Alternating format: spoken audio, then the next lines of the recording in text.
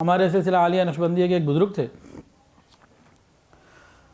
اپنی زندگی کا انہوں نے ایک واقعہ لکھا۔ کہتے ہیں کہ ہمارے پڑوس میں کوئی فیملی رہتی تھی، ان کی بچی ہمارے ہاں آنے لگی چھوٹی عمر سے ہی، تو ہم دونوں کی اس سے بہت زیادہ اٹیچمنٹ ہو گئی، تو ہمارے ہاں بہت زیادہ وقت گزارتی تھی، گھنٹوں کے حساب سے وقت گزارتی، اور یہ زندگی بھر سلسلہ کافی عرصہ چلتا رہا۔ پھر کہتے ہیں کہ ایک مرتبہ ایسا ہوا کہ میری اندر سے روحانی کیفیت ساری ختم ہو گئیں، ساری چھن گئی۔ میں بڑا پریشان ہوا، میں نے بڑا سوچا، توبہ طائب ہوا، استغفار کیا، مسئلہ سمجھ میں نہیں آیا کہ آخر ہوا کیا۔ کہتے ہیں کہ میں اپنے شیخ کے پاس حاضر ہوا کہ حضرت کوئی ایسی ظاہری وجہ بھی سمجھ میں نہیں آ رہی، لیکن اندر سے سب ختم ہو گیا، کچھ نہیں رہا۔ تو حضرت نے کہا کہ بھئی کوئی نہ کوئی کبیرہ گناہ ہو رہا ہوگا، سوچو۔ کہتے ہیں حضرت میں تو عمدن سوچ کے کوئی ایسا گناہ نہیں کر رہا، میں نے بہت اس پہ بھی غور کیا ہے، کوئی ایسی چیز نہیں ہے جس کو میں کبیرہ گناہ کر رہا ہوں، مجھے تو نہیں نظر نہیں آ رہا۔ خیر یہ پریشان حال گھر آئے، اپنی بیوی کو بتایا کہ بھئی مسئلہ ایسا ہے کہ کئی دن ہو گئے میری کیفیت ختم ہو چکی ہے، اور دلی طور پر میں اس وقت ویرانی کی کیفیت محسوس کر رہا ہوں، پریشان ہوں۔ شیخ کو بتایا، وہ بھی کہتے ہیں کہ کبیرہ گناہ تم سے ہو رہا ہے، اس کو دیکھو اور توبہ کرو۔ کہتے ہیں کہ میں توبہ تو کروں لیکن سمجھ میں نہیں آ رہا مسئلہ کیا ہے۔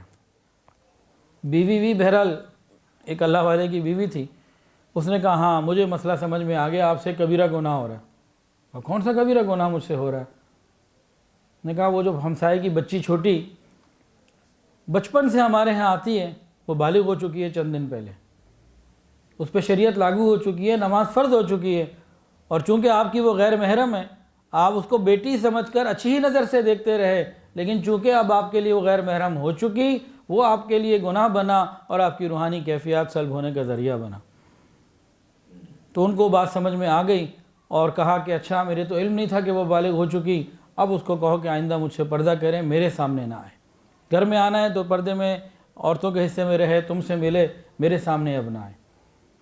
تو پھر انہوں نے توبہ کی، ان کی بھی ساری کیفیات واپس آ گئی۔ اب یہ وہ چیز ہے، اس کا تو ہمیں معلوم ہی نہیں ہے، ہم روحانی طور پر آج بالکل نکمے ہو چکے ہیں، ہمیں پتہ ہی کچھ نہیں روحانیت کی زندگی کیا ہے، دل کے اندر اللہ سے تعلق کی زندگی کیا ہے، یہ ہمیں پتہ ہی کوئی نہیں ہے۔